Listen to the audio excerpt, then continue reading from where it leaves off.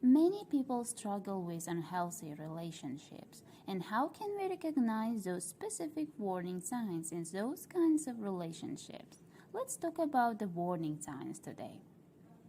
There are some warning signs that an intimate relationship may become abusive. Not all of the signs appear in all abusive or potentially abusive relationships. The existence of one or several of these behaviors doesn't necessarily mean that the relationship is abusive, but it may signal that the relationship is not completely healthy.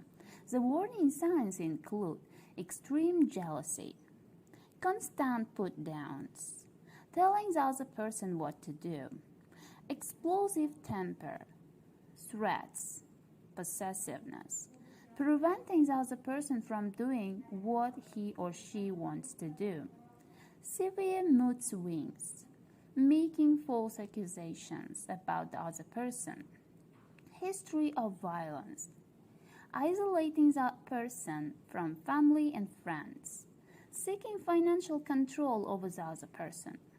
Abuse in teenagers' intimate relationships is similar to adult domestic violence. Teens, however, face unique obstacles in recognizing and escaping abusive relationships.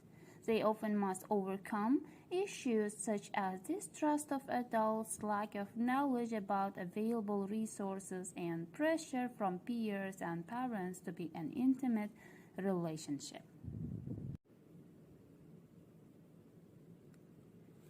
Another topic we need to talk today is dating violence, patterns of abuse.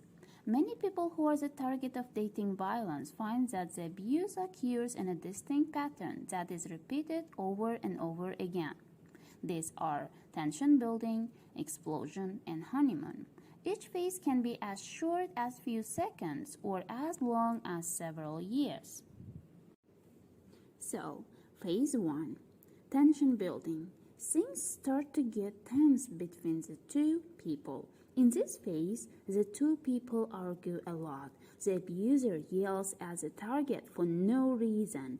The abuser makes false accusations about the target. The target feels that she or he can't do anything right.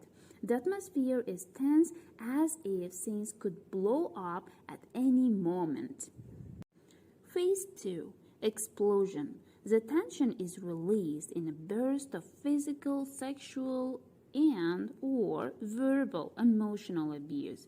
The abuser may scream and yell in a way that is frightening or humiliating, hit, grab, shove, kick, slam the other person against the wall, etc., throw objects, threaten to hurt the other person, rape the other person, or force him or her to go further sexually than he or she wants to do. Phase 3, honeymoon. The abuser tries to make the target stay in a relationship by apologizing and trying to shift the blame for the abuse onto someone or something else. The abuser may apologize and promise that the abuse will never happen again, say I love you, buy the other person flowers, gifts, accuse the other person of doing something to cause the abuse, and blame the abuse on the things such as alcohol or other drug use or stress. After the honeymoon phase, the tension starts to build again, leading to another explosion. Over time, the honeymoon phase may get shorter and gradually disappear, and the explosion phase may become more violent and dangerous. Some targets of dating violence never experience a honeymoon phase, just the tension building and explosion phases. Many